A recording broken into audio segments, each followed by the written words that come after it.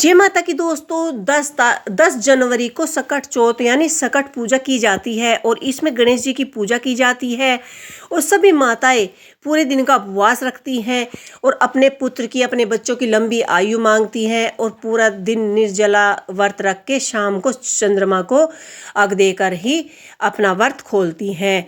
तो इसमें गणेश जी की ही कहानी कही जाती है, गणेश जी का ही व्रत रखा जाता है और गणेश जी की ही पूजा की जाती है। तो हम इसका आज सकट चौथ है और सकट चौथ के दिन हम गणेश जी की कहानी कहेंगे। आइए गणेश जी की कहानी आरंभ करते हैं। एक बूढ़ी अम्मा थी, उसके एक बेटा था, एक बहू थी। वह बहुत ही गरीब थी। बुढ़िया माई हर रोज गणेश जी की पूजा किया करती थी। गणेश जी हर रोज बुढ़िया से कहते थे कि बुढ़िया माई कुछ मांग ले। बुढ़िया माई कहती मैं क्या मांगू? तो गणेश जी बोले कि अपने बेटे से पूछ ले। तो बेटा बोला माँ धन मांग ले। बहू से पूछने लगी तो बहू बोली सासू माँ पोता मांग ले। उस बुढ़िया ने सोचा दोनों ही अपने मतलब के लिए मांग रहे हैं, सो एक पड़ोसन से जाकर पूछने लगी। पड़ोसन बोली कि आज जाकर गणेश जी से जब गणेश जी आए और आपसे पूछे कि बुढ़िया माई कुछ मांग ले, तो तू पड़ोसन के कहने से बुढ़िया माई बोली क्यों तो धन मांगू, क्यों मैं पोता मांगू? थोड़े दिन ही की जिंदगी है, अपने लिए सुंदर काया ले। घर में आकर बुढ़िया सोचने लगी कि बेटा बहू को भी नाराज नहीं कर सकती और मन में सोचने लगी। और दूसरे दिन जब गणेश जी आए बोली कि बुढ़िया माई कुछ मांग ले।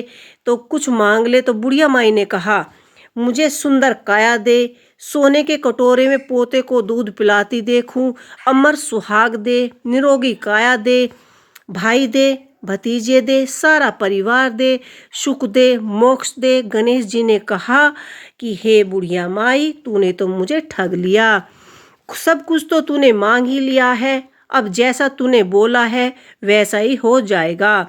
और गणेश जी ऐसा बोलकर अंतर्धान हो गए। अब बुढ़िया माई ने कहा कि यह सब तो कुछ वैसे ही हो गया है जैसे गणेश जी ने महाराज ने कहा था। तो जैसे बुढ़िया माई ने गणेश जी से मांगा और उसकी सभी को मनोकामनाएं पूर्ण हो गई। तो इस व्रत में जो भी सच्चे दिल से गणेश जी की पूजा करता है, उनकी कथा पढ़ता है या कथा सुनता है, तो उसकी सभी मनोकामनाएं पूर्ण होती है। तो ये हमने यहाँ पर एक कहानी पढ़ ली है। अगर आपके पास वक्त हो तो आप इसमें दूसरी कहानी भी पढ़ सकते हैं। तो इसमें मैं दूसरी कहानी पढ़ने वाली हूँ। आगे हम दूसरी कहानी को शुरू करते हैं।